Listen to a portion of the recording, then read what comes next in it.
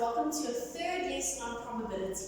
Today we're looking at compound events. This is new, we have not seen this yet in grade 8. So compound events happens when two events happen or occur, one after the other. So I roll a dice and then I flip a coin. That would be a compound event. It could be more than two events. I could roll a dice, flip a coin, and then spin a spinner. But they don't happen at the same time. They happen one after the other. Compound events can be drawn or calculated in two ways, using a tree diagram or a two-way table. And today, we're going to look at how to draw tree diagrams. So example 1 says, a fair coin is tossed twice. Draw a tree diagram to show all the possible outcomes. So, I've got a coin and I toss it twice. So, I'm going to show all the possible outcomes as a branch, hence why we call it a tree diagram. So, when I toss a coin, do you agree? I either get a head or I get a tail. So, I'm going to take my coin and I'm going to draw two branches. I can get a head or I can get a tail. That's my first toss of my coin. But it says my coin is tossed twice. So now, that's my first trial, because the first time I tossed the coin. Now I need to toss the coin again. And do you agree, if I tossed the coin the first time and got a head, I could then get a head or I could get a tail again. Likewise, if after my first toss I got a tail, in my second toss I could get a head or a tail again. So my possible outcomes when I toss a coin twice is I could toss a head followed by a head. I could toss a head followed by a tail. I could toss a tail followed by a head. And I could toss a tail followed by another tail. So there are 4 possible outcomes in this compound event. What happens on our tree diagram? We always need to put the probability on each of the branches. So what would be the probability of tossing a head? It's 1 out of 2, because it's 1 chance out of 2 possible chances. Tossing a tail is also 1 out of 2. So on the branches, we must go and write all the probabilities down. So, in a tree diagram, when we work from left to right, we multiply the probabilities. So let's see. What is the probability of getting a head with a head? I follow the branch. Head with a head. I'm moving across, so I need to multiply the probabilities. So I'm going to say a half times by a half, and I end up with a quarter. There's a 1 in 4 chance of getting a head followed by a head. And it would be the same for all of these, because for each of these they have the same probabilities. So each of these probabilities would come out to be a quarter. And look here. 1 in 4 chance, and how many possible outcomes did we have? 4 possible outcomes. And that's how you draw a tree diagram. So example 2 says the following. The coin below is tossed followed by spinning the spinner. So we've got a coin followed by a spinner. Hence, compound events. The coin is weighted so that it is more likely to land on heads than tails. The probability of landing on a head is 0.75. So, my coin, I could either have a head or a tail. If to land on a head is 0.75, what is the probability of landing on a tail? 0.25.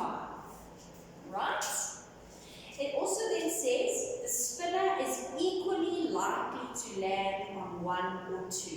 So if they're equally likely to land, and we're dealing with decimals, let's keep it as a decimal. Do you agree that this would be 0.5 and 0.5? So these are my probabilities. Remember, probabilities can be written as fractions. They have an equal chance here, but over here it's more likely to land on a head and less likely to land on a tail. So we now need to draw a tree diagram. So question A, before we draw a tree diagram, says, what is the probability of obtaining a tail in a single toss? And we've already figured it out, 0.25. So that's your answer for A. B says, draw a tree diagram to show all the possible outcomes. So we first toss a coin, and we can either get heads or tails. So that's my first event. You don't have to draw this line down here in green, I just draw it so you can see that's my first event. My second event is spinning a spinner. And when I spin my spinner, I can either get 1 or I could get 2. 1 or 2. Because if I get a head, I could then get a 1 or a 2. Or if I get a tail, I can then get a 1 or a 2. I must now write my probabilities on each of these branches. So the probability of getting a head is 0.75. And the probability of getting a tail is 0.25. So that goes in the head and tail branch. The probability of getting a 1 is 0.5, so I write that on the 1 branch.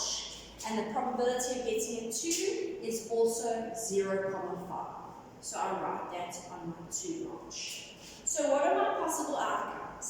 My possible outcomes is getting a head followed by a 1, getting a head followed by a 2, or getting a tail followed by a 1, and getting a tail followed by a 2. So these are my 4 possible outcomes. But these are not going to have 1/4 as a probability like when we tossed the coin in the first example. Why? Because we have a different weighting. It's not equal weighting. So question C asks, what is the probability of obtaining a 1 in the above experiments? So here's our experiment. What is the probability of obtaining a 1? Where are our favorable outcomes? Here's a 1, and here is a 1. Do you agree? So I'm going to take the probability of getting a head with a 1, because I've got a 1, and I'm going to add the probability of getting a tail with a 1.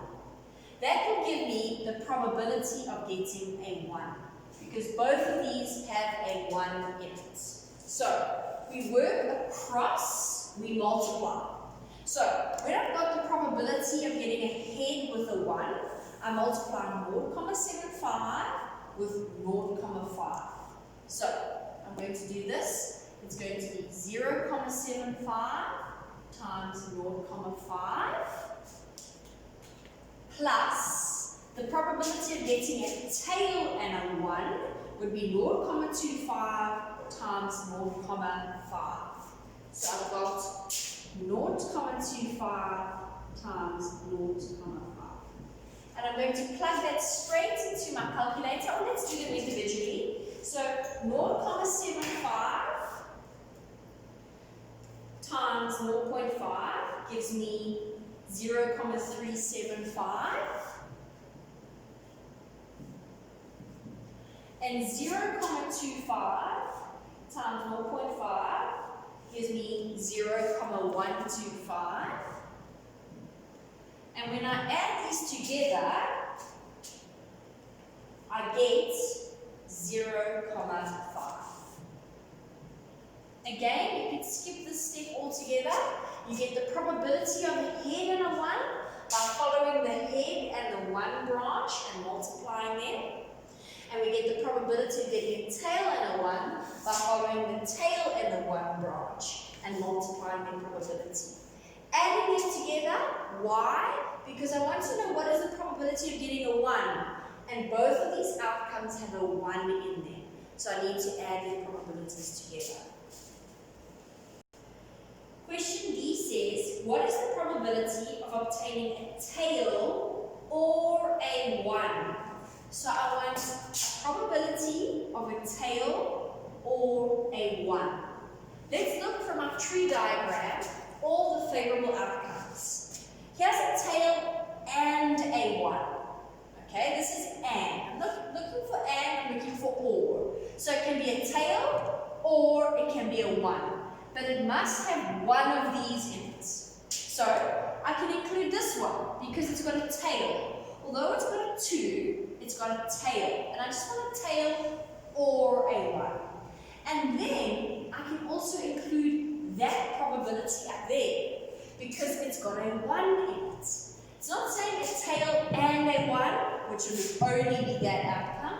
It's a tail or it can be a 1. And these three outcomes have a tail or a 1 in it. So remember, when we work across, we multiply the probabilities.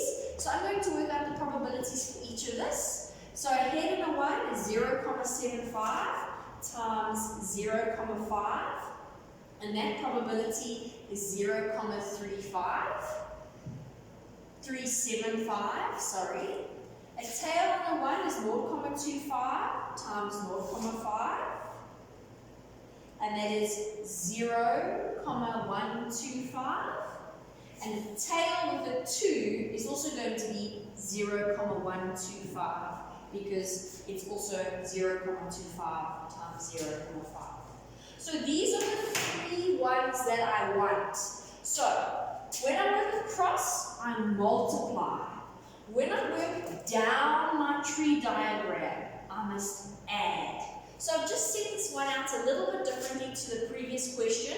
You could have set it out exactly the same way, or you could set it out this way. So once I get all my probabilities, I select my favorable ones, and then I add them. So when I add 125 plus 0.125 plus 0.375, in total I get 0,625. That's really green.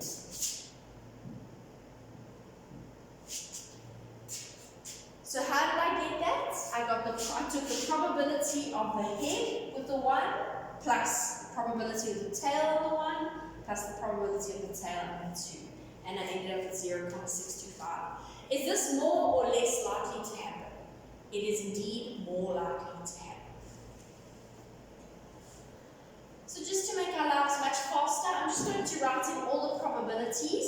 We've already got that probability and this probability and this probability. So lastly, I'm just going to get what is the probability of getting a head with the 2. And because I'm moving across the branches, I must multiply 0.75 with 0.5.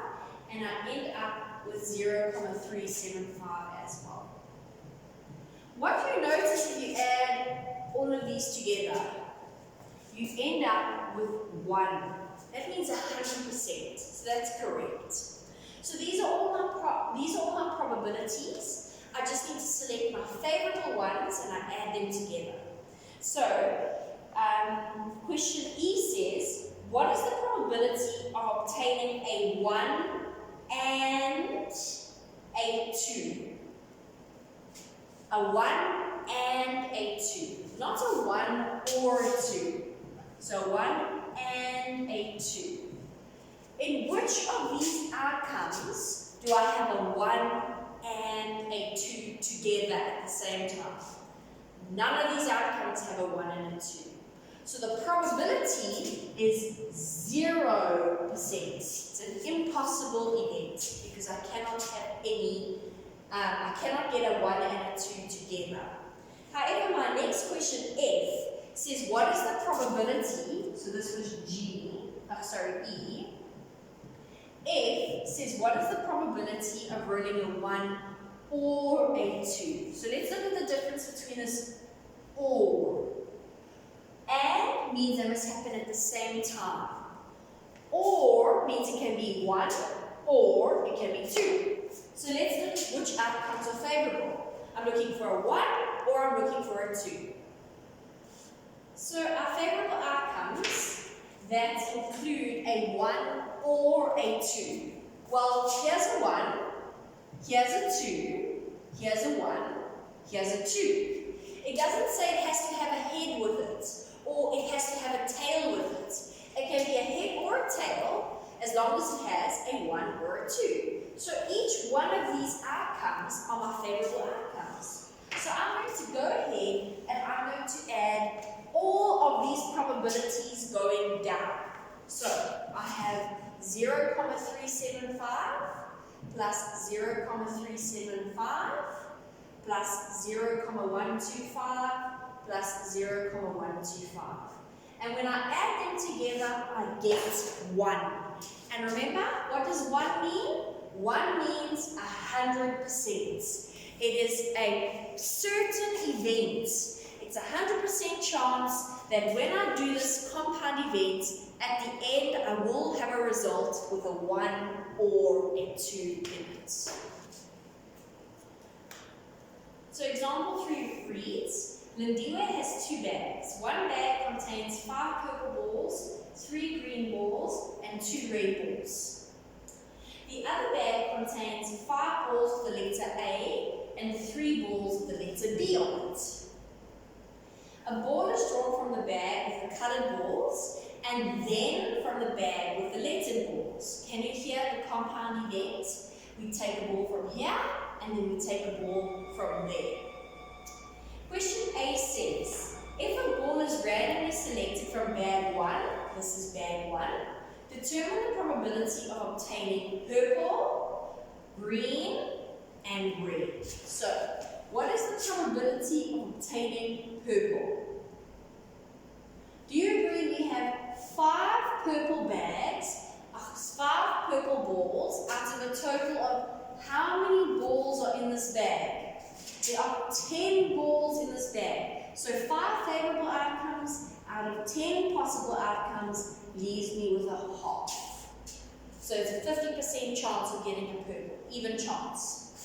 It says, what is the probability of getting a green ball? There are 3 green balls out of possible 10 balls in the bag. Is this less or more likely? Are we saying less likely? And then finally, what is the probability of getting a red ball? Well, a red ball is 2 out of 10 balls, which is 1 out of 5. Is this more or less likely? I hope you can see it's less likely because it's less than 50%. So that's the answer for A. That is each of the probabilities for purple, green, and red. B asks, if a ball is randomly selected from the second bag, determine the probability of getting the letter A and then getting the letter B. So, B says, what is the probability of getting A? How many balls do we have in total in our second bag? We've got 8 balls. So getting A is 5 out of the 8 balls, which I cannot simplify. And the probability of getting B is 3 out of the 8 balls. So those are all our probabilities. And now my second question asks me to draw a tree diagram. So I'm going to draw the tree diagram and I'm going to put all these probabilities onto my branches. So question C wants us to draw the tree diagram. So we pull a color and then we pull a letter. So our first event has 3 branches because there's 3 colors. We can draw purple, we can draw green, or we can draw a red. That's my first event. My second event, I can either draw A or B. So from purple, I could get A or I could get B. From green, I could get A or B. And from red, I could get A or I could get B. Now I need to quickly go and fill in my probability, which we just worked out in question A and B. Purple, we got as a half. Green, we got 3 over 10. And red, we got as 1 over 5. Getting A, we got 5 over 8. So I'm going to write that on all my A branches. And getting B, we got 3 over 8. So I'm going to write that on all my B branches. Let's check. What are all our possible outcomes? My possible outcomes is purple with A or purple with B. I can get green with A or green with B. And lastly, I can get red with A or red with B. Now to make our lives easier, let's work out all these probabilities ahead of time. So, because I'm working across the branches from left to right, I need to multiply, right? So, if I was going to do purple with A, I'm going to multiply a half with 5 over 8, and I end up with 5 over 16. Purple with a B is a half times 3 over 8. I land up with 3 over 16. Green with A, I'm just trying to do it in my head. That cancels as 1, it becomes 2. I get 3 over 16 as well. And green with a B, I get 9 over 18. If I wanted to get a red with an A, I'd end up with 1 over 8. And if I wanted to get red with a B, I'd end up with 3 out of 40. 3 out of 40. So those are all my probabilities when I work across my tree diagram. Now I'm going to use these probabilities in answering the questions that follow. The first question asks, it says, determine the probability of obtaining a red ball. So this is D. I want getting a red ball. Let's look at all our favorable outcomes that have a red ball. It is this outcome over there that has a red ball, and it's that outcome over there that has a red ball. Now, because I'm moving down my tree diagram, these are the outcomes I need to plus. This and this together will give me the probability of getting a red ball. So I'm going to add 1 over 8 plus 3 over 40. If you don't have a calculator, you need to get to the same denominator. I get 8 to 40 by multiplying it by 5. What I do is the top, I do to the bottom. So I get 5 over 40 plus 3 over 40, which ends up as 8 over 40. And that I can simplify as 1 over 5. And E asks, determine the probability of getting an A or a green ball. A or green. It doesn't say A and green. I can have an A anywhere with any color, and I can have a green anywhere with any letter. Just as long as there's an A or there's a green. So let's look. This has an A in it, so that's favorable. There's no A or green there. This has an A in it, because this is both A and green. This has green in it, so it's favorable. Even though there's a B, it's got green in it. And this one here is also favorable, because it's got A in it. So A or green. If it said A and green, this would be the only favorable outcome. But because it's A or green, it can have an A with any color, or it can have a green with any number. So those are my 4 favorable outcomes, and because I'm working down, I'm going to add them together. So the probability of getting an A or a green is adding 5 over 16 with 3 over 16 and 9 over 80 and 1 over 8. And I'm just going to plug that straight into my calculator, and I'm going to get an answer. And I end up with 59 over 80. If you didn't have a calculator, you would have to have made all the denominators the same, and the common denominator would have been 80. But we have a calculator, so I just put it in. And that's the end of that example. Example 4 reads, suppose that the coin is tossed 3 times. But suppose that this coin is not a fair coin. The coin is weighted so that you have a 70% chance of obtaining a head. Draw a tree diagram to represent all the possible outcomes in the R sample space. So now I've got 3 events because the coin is tossed 3 times. But each event, I can either get a head or a tail. That's my first event. Then I toss it a second time. I can get a head or a tail in my second time. And that's my second event. But because it's tossed a third time, I'm going to get a head or a tail again.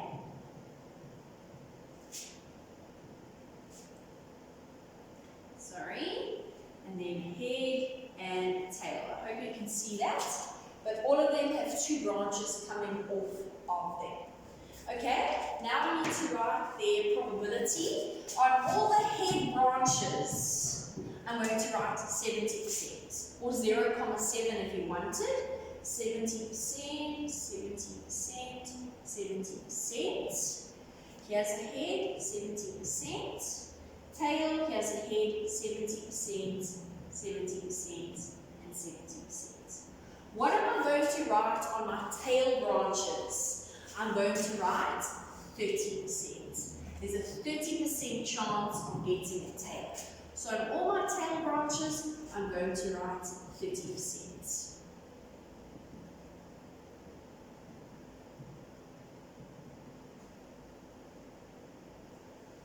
So let's write out all our possible outcomes. I could get a head, and a head. Head, head, head. I can get a head, and a tail. I can get a head, a tail, and a head. I can get a head, a tail, and a tail. I can get a tail, a head, and a head. I can get a tail, a head, and a tail. I can get a tail, and a head. Again, I hope you can see this. And lastly, I can get a tail, and a tail. Tail, tail, tail. So those are all my possible outcomes. Right. Question B says, use the tree diagram to determine the probability of getting 3 heads. So, the probability of getting a head, and a head. Well, that's only one favourable outcome. That's the only favourable outcome. So I need to work across. How do I do that? I multiply my 3 probabilities. So I multiply the 3 70% together and I end up with 0,343. Because I've worked across my branches, head, I multiplied my 3 probabilities, and that would be my answer for B1. B2 says, determine the probability of getting 2 tails followed by a head. So I want tail, head. I don't want tail, head in any order. It's 2 tails followed by a head. The only outcome is over here. Tail, head. So what branch do I follow? Tail, head. So the probability of getting a tail, and a head would be multiplying 30% times 30% times 70%. And when I multiply this together, I get 0,063. Okay, now just quickly, because they gave us percentages, let's end our answer off with percentages. So for the first one as a percentage, remember percentage is out of 100, so I multiply by 100, which means I move the comma twice. So I get 34,3%. That would be getting a head. And getting a tail followed by a head. If I multiply it by 100, I get 6,3%. So those would be those answers. Question B3 says, what is the probability of getting 2 heads and a tail in any order? So I want a head, and a tail in any order. So 2 heads and a tail. Let's look at what my favourable ones are. Here's a head, and a tail. Here's two heads and a tail. And then here is two heads and a tail. So those are the three that I want. Let's work out their probabilities. I'm moving across. So head, tail would be 70% times 70% times 30%. So 70% times 70% times 30%. I end up with 14.7%. Right? So this would be 70% times 30% times 70%. I wonder if you can guess what we're going to get. 14.7% as well. And in fact, all of these are going to come out as 14.7% because it's the two 70% multiplied by the 30%. So those are the three I'm going to take. I'm going to take the probability of a head, a tail, a head, a tail, a head, and a tail with a head and a head, and I'm going to multiply them together. So, B3, the probability of getting a head or a head and a tail in any order, so two heads and a tail, would be adding 14.7% with 14.7% with 14.7%.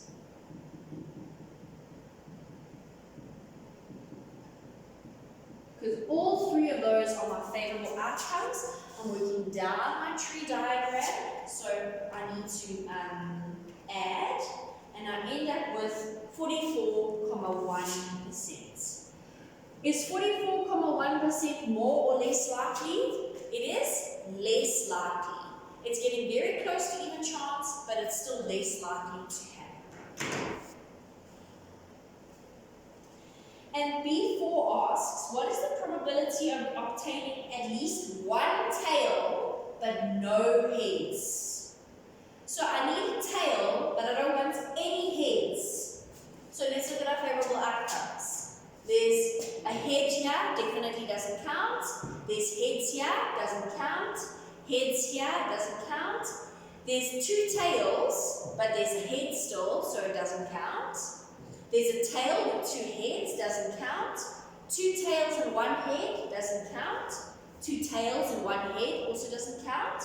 Three tails and no heads. This is the only one that satisfies the condition of at least one tail with no heads. So moving across will be tail, tail, tail, which would be 30% times 30% times 30%. And doing it on my calculator, I end up with 0.027, which is 2.7%.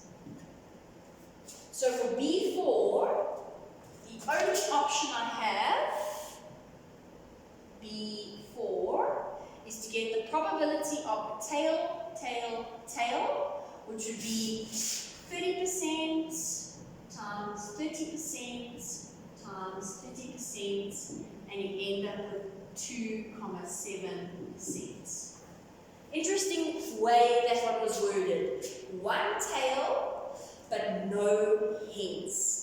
If it said at least one tail, which would be my favorable outcomes? This one wouldn't count because there's no tail. But this one would count because there's one tail. This one would count because there's one tail. This one would count because there's at least one tail there. This one would count because there's one tail. This one would count because there's two tails, so there's at least one there. This one would count because, again, two tails, so there's at least one tail there. And this one would count. So very different if they just said at least one tail. Then that would include all of these except for that, because there's no tails here. But because it said one tail with no heads, the only outcome that satisfied that condition was tail, tail, tail. And that is the end of our tree diagram.